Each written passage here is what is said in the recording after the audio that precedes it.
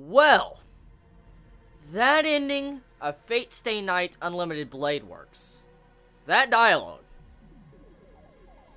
Emiya says at the end of this episode he's used to seeing dead bodies. Okay, I'm just gonna ask the question here. From my viewpoint, as an anime watcher, I haven't ever played the visual novel, I don't think Emiya's really seen any dead bodies, a lot of dead bodies. The only thing I could say he's seen when it comes to dead bodies would be when the town, burnt up in flames. But even then, he didn't probably see a lot of bodies. Because, Kuritsugu saved him. So,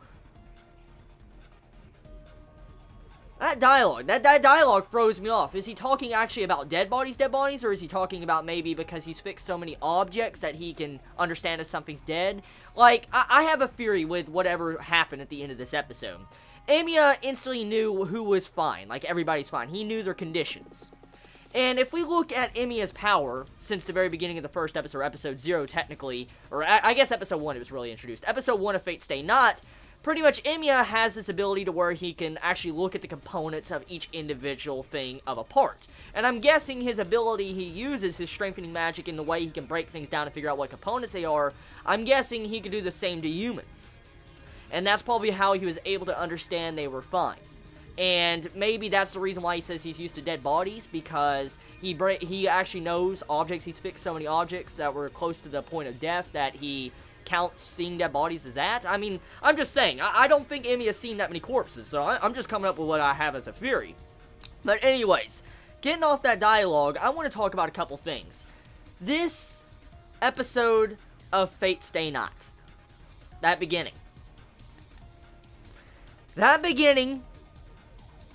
wow. Okay, let me explain something real quick. Did anyone catch what that beginning looked like? Last week's episode, when I did my entire theory crafting on Archer. The scene where you see, Emiya, and he's screaming out in the sky and you see the Archer robe pop out. The beginning of the scene, what does that look like? What does the first part of this episode look like? That exact same scene that you saw Archer screaming up into the sky last week's episode. Except there was no blades all into the ground. So, once again, my theory is deepening. It's definitely deepening. So, yeah. Interesting. Very, very interesting. Now, there's a couple of things I want to theory craft about this episode. One thing in particular is Ryder's killer. Okay, there's multiple things that could have happened here. I was just going to theory craft. I think I have two theories that I have right now. One way this could have went, how Ryder died. If Ryder is indeed dead, it looks like Ryder is dead, then it seemed like Shinji and Castor's master pretty much had a truce. They worked as a team.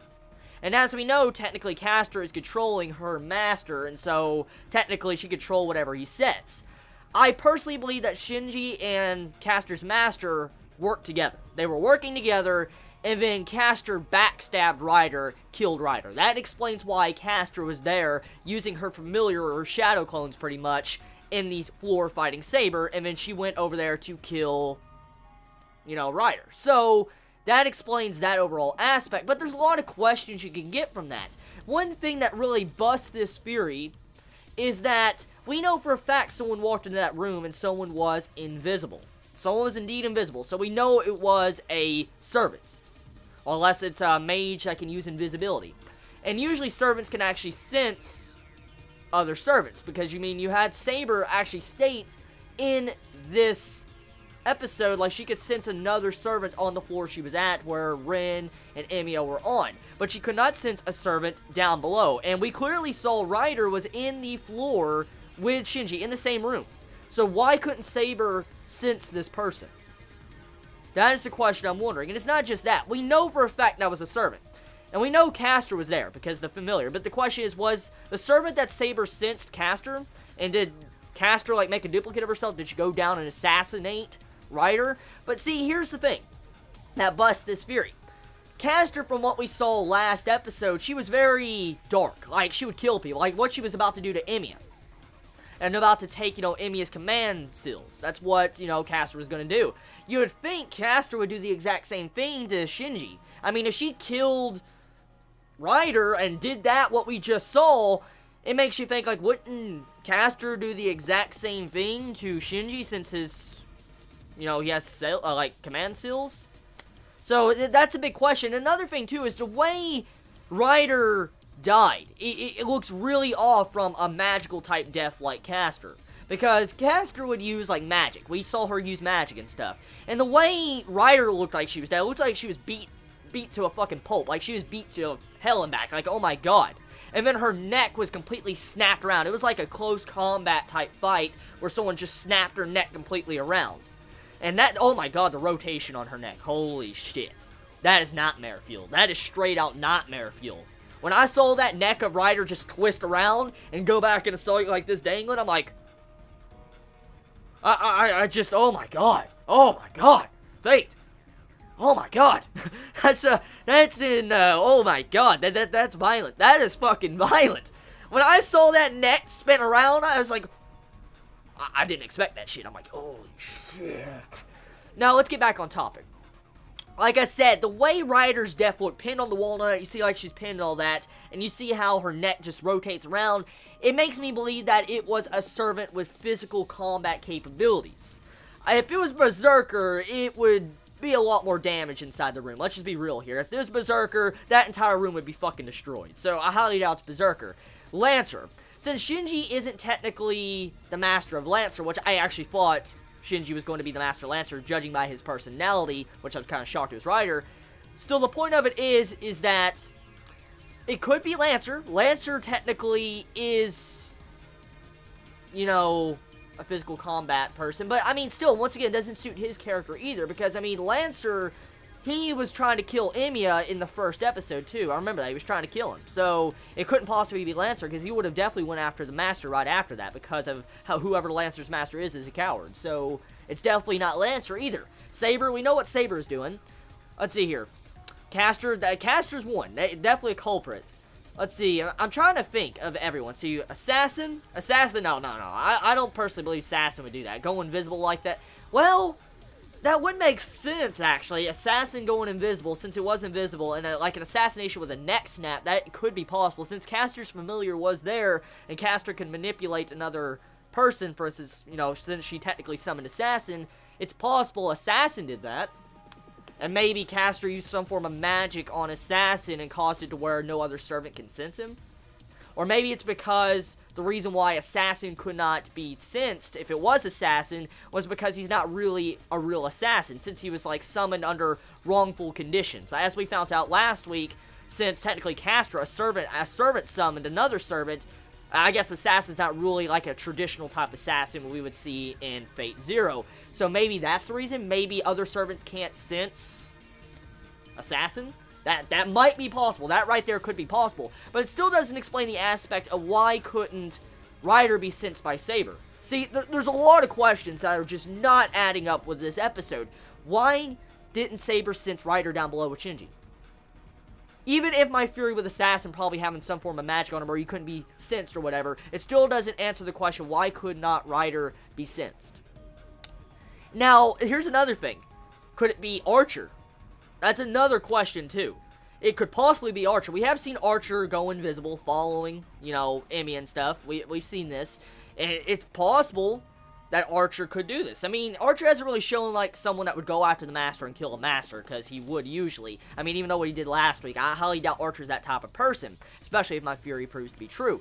And the thing is that if Archer did do that, it kind of makes sense, too. But like I said, and my big things right here, it's either Castor, Assassin, or Archer. But Archer's supposed to be at the place, but that's a perfect cover story for a massive plot twist. So, like I said, it's one of those three. It's Castor, Assassin, or Archer. I'm going to say it right now. Now, another thing I want to say besides that, let's move on to other topics of discussion. A lot of Moe. Oh my god, Rin. Ifutable. You love that Moe, Rin. Just be honest. Be real here. Rin's Moe. Oh my god, dude. The faces, man. The faces of Rin. Just too much for me. Too much for my heart to handle. It is too adorable. Way too adorable. Oh my god. It's cute. Especially her tsundere self when she was just sitting on the rooftop. She's like, sit here, coochie coochie. I'm like, oh my god, that's adorable. That's just straight out fucking adorable. But yeah, the entire romance progression right there, I just love that. I love Rin. I love the way Rin looks in this anime adaptation. Oh my god, she looks so much better compared to the original Studio Dean type anime adaptation. Ugh, oh my god. I mean, she looked fine, but I mean, just not like this. This Rin just looks amazing. And it's not just that either. The animation. Oh my god. Okay, we all know this series is unlimited budget. We know this. But dude, what the fuck, Ufotable? Oh my god. You continue to make me just scream at scream internally at how much budget you're probably putting into these episodes. Did you see that summoning of Saber? That the overall budget in that one specific scene was just so excessive. Like, why would you put so much fucking budget into a scene like that? Saber gets summoned, and you see this freaking Aurora. Oh my god, the frames, the fluid frames, oh. When you see her get summoned and you just see that gold aurora around, you just see the overall particles, you can actually see the fucking dust. You can actually see dust that Ufotable actually drew in that scene. I'm like, dude, Ufotable, oh my god.